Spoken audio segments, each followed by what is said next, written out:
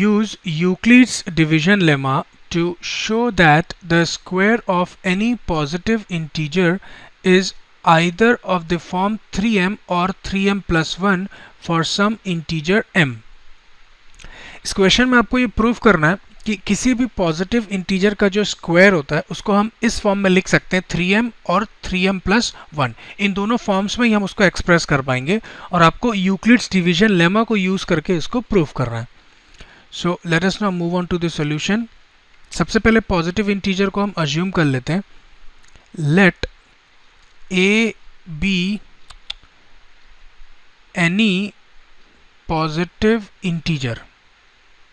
We have assumed a as any positive integer and let us now recall Euclid's division lemma. Euclid's division lemma क्या था कि for any two given integers and that two positive integers होने चाहिए a and b where a is greater than b, there exists a unique integer r and q such that a is equal to bq plus r where r is greater than or equal to 0 and less than b.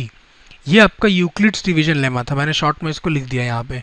So in this question taking b as 3, हमने a को तो assume कर लिया positive integer, b को हम 3 assume कर लेते हैं.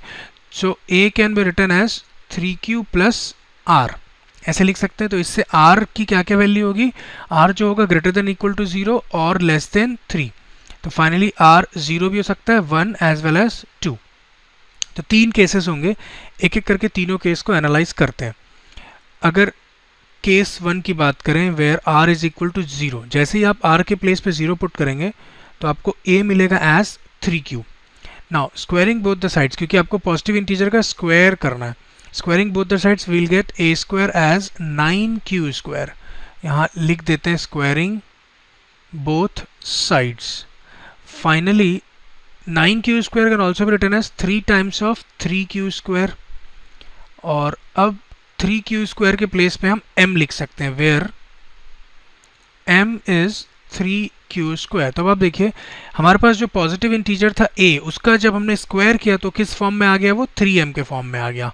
ठीक, नेक्स्ट केस देखते हैं, केस 2. केस 2 में r की वैल्यू 1 लेते हैं. जैसे ही आप r की वैल्यू 1 पुट करेंगे तो a आपको मिलेगा as 3q plus 1. Again on squaring both the sides will get a square as 3q plus 1 whole square. यहाँ लिख देते हैं स्क्वायरिंग बोथ साइड्स. तो a स्क्वायर एज सच, ये आपका a plus b whole square में ओपन होगा which is equal to a square, मतलब ये हो जाएगा आपका 9q स्क्वायर प्लस 2ab, ये हो जाएगा 6q प्लस b स्क्वायर मतलब 1.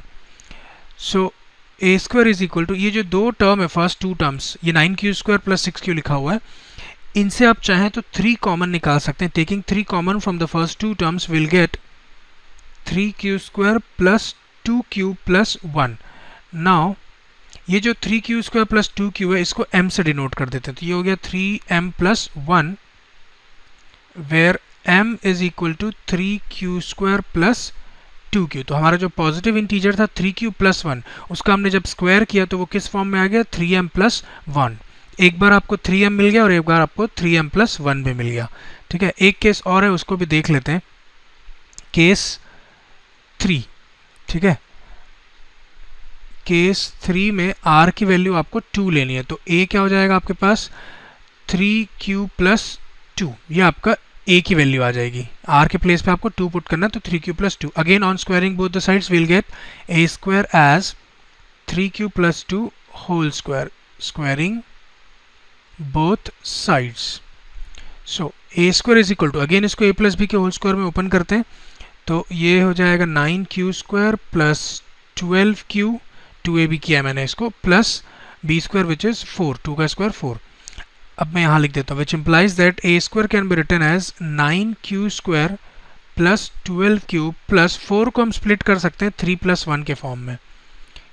क्यों ऐसा किया आपको समझ में आ जाएगा. ये जो फर्स्ट 3 टर्म्स है अगेन इससे 3 कॉमन ले लेते हैं तो ये आ जाएगा आपके पास 3q square plus 4q plus 1, ये 3 की वजह से और इसकी वजह से प्लस 1 अलग से. ठीक, now a square is equal to 3 times of, इस पूरे टर्म को हम m लिख सकते हैं 3m plus 1 where m is equal to 3q square plus 4q plus 1। तो अब आप देखिए, जब हमारा पॉजिटिव इंटीजर 3q था तो उसका स्क्वायर कितना आ रहा है 3m, 3q प्लस 1 का square 3m plus 1, again 3q plus 2 का स्क्वायर 3m प्लस 1। तो जो पॉजिटिव इंटीजर a था उसका स्क्वायर 3m या फिर 3m प्लस 1 इसी फॉर्म में आ रहा है, और यही आपको प्रूव भी करना था क्वेश्चन में, ठीक है। So by this we come to an end of this question. Let us now move on to last question of the exercise.